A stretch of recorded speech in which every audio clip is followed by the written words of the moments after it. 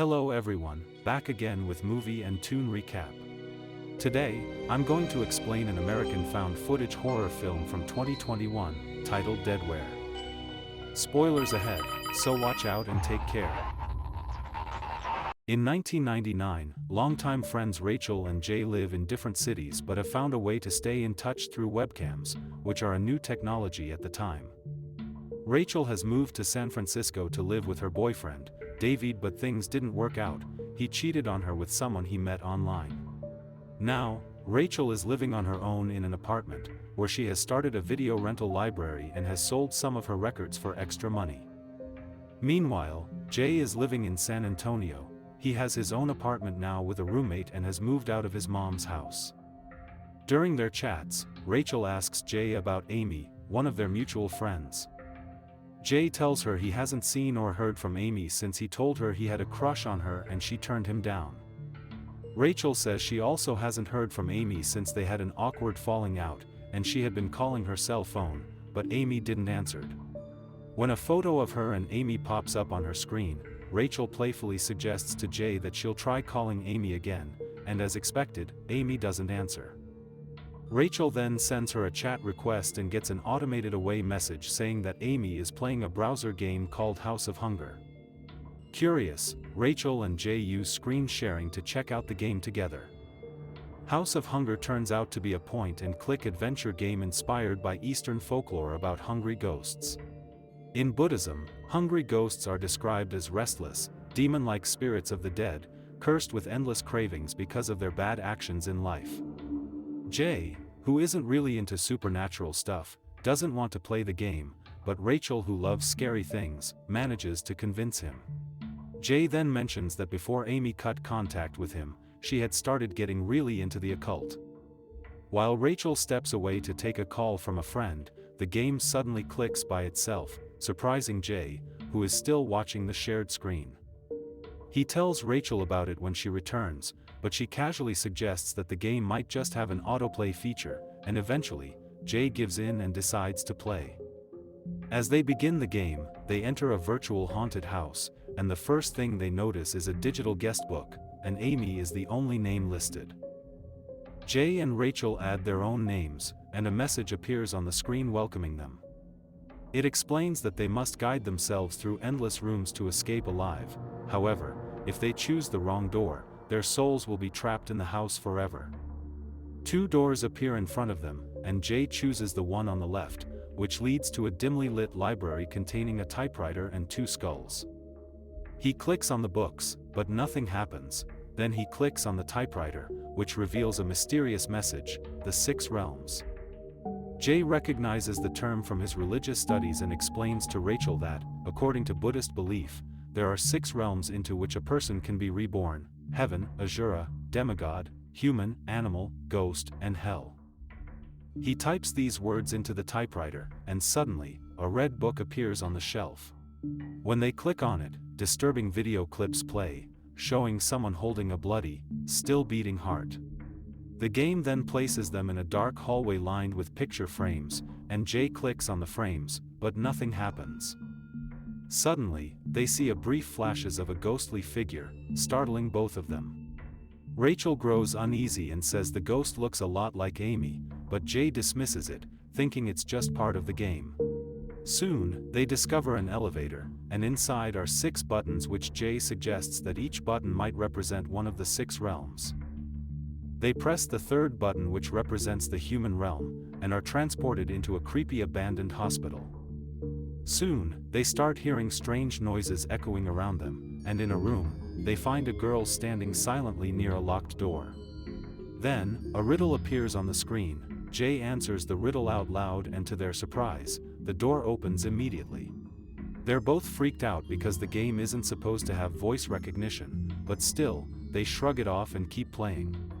Next, the game takes them to a morgue, and suddenly, both Jay and Rachel receive a request from Amy to join their video chat.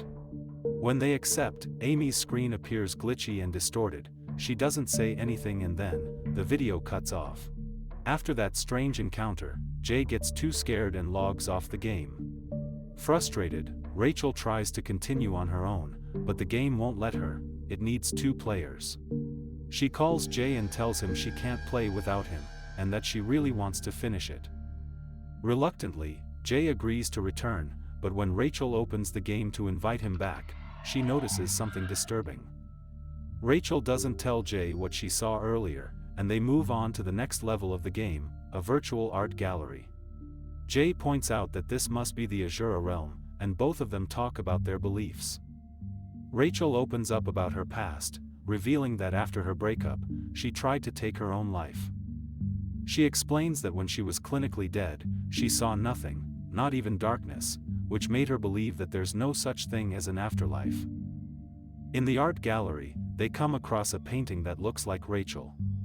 Jay wants to click on it, but Rachel feels uneasy and asks him not to. Instead, they click on a painting of a dark forest. The game shows them another disturbing video, a person walking through a shadowy forest. The figure stops in front of a well, and the sound of crying babies can be heard coming from inside it. The eerie scene deeply unsettles them, and next, the game takes them to a virtual catacomb.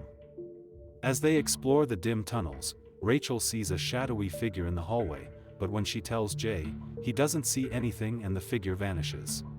Eventually, they enter a room filled with skulls, each one labeled with a person's name and cause of death. While looking around, they find one skull that shocks them. It's labeled Amy, and the cause of death is murder. Next, they're taken to a room with a virtual Ouija board, and to talk to the spirits, the game requires each player to place 2 fingers from both hands on their mouse. At first, Jay refuses to participate, saying he doesn't want to mess with the Ouija board. But after Rachel begs him, he finally agrees, and as they place their fingers on the mouse, the planchette starts moving on its own. They appear to be communicating with Amy, and she confirms through the board that she is dead. When Rachel asks for proof that it's really Amy, they're suddenly interrupted by knocking at Jay's door. It turns out to be his roommate, who is actually his mother, and after a short conversation, Jay returns to the game. Rachel is disappointed and confronts him for lying earlier about living on his own, and she asks him not to lie to her again. Just then, Rachel and Jay get another video chat request from Amy. Rachel accepts it, and this time, they can see Amy's room, but she is not there. Rachel calls out to her, but there's no response. Jay then shares that the last time he saw Amy, she was acting completely normal, but not long after that, she suddenly cut off all contact and stopped answering his calls and messages. Rachel and Jay decide to check out Amy's online blog about House of Hunger, and they discover that Amy had started to believe the game was haunted. The blog includes links to 2 videos titled The Hungry Ghost and The Cemetery. Jay clicks on the Hungry Ghost, and they see the same disturbing footage from earlier, someone offering a bloody, beating heart as part of a ritual. Jay suggests it might be a ceremony to summon a hungry ghost, and both he and Rachel begin to suspect that the person in the video might be Amy. They then watch The Cemetery, which turns out to be a live stream from an empty graveyard. Suddenly, the camera shows what appears to be Amy, now looking terrifying and unrecognizable. The experience becomes too disturbing, and both Rachel and Jay agree to stop playing the game. Rachel urges Jay to go check on Amy in person since they live close to each other. But Jay refuses, saying that Amy has become unstable and might hurt him if he shows up at her apartment. Then, in their open video chat window showing Amy's home, they suddenly hear her laughing off-screen, followed by an unnatural voice taking her place. Rachel suggests calling the police, but Jay quickly refuses, saying it's not a good idea, and suspicious, Rachel presses him for the truth.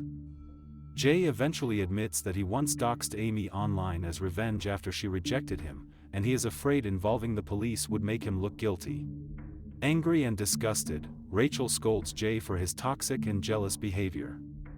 She then gives him an ultimatum: either he goes to check on Amy in person, or she is calling the police herself, and reluctantly, Jay agrees and heads to Amy's apartment. Rachel watches through their video chat as Jay arrives at Amy's place, and Jay finds Amy's computer and plays a video file titled House of Hunger. The video shows the same disturbing imagery of a bloody, beating heart and a terrifying skeleton-like creature. Then the footage glitches and switches to an older webcam recording, one that shows Jay holding Amy captive and threatening her. Horrified, Rachel realizes that Jay was the one who killed Amy and tried to cover it up. Suddenly, the video glitches again and reveals a ghostly image of Jay, just before he vanishes from Amy's room without a trace. Using the virtual Ouija board displayed on the screen, Rachel tries to apologize to Amy for their broken friendship. In response, Amy spells out a chilling message: she wants Rachel to die. Suddenly, the game screen changes to show an image of a cemetery, where Jay appears as a ghoul. Rachel screams and runs off-screen, followed by the sound of a loud thump. Moments later, Rachel is seen in the cemetery image as a motionless ghoul standing beside Jay, and the movie concludes. Okay guys, that's all the recap about Deadware from 2021. Thanks for watching, see you again in the next video.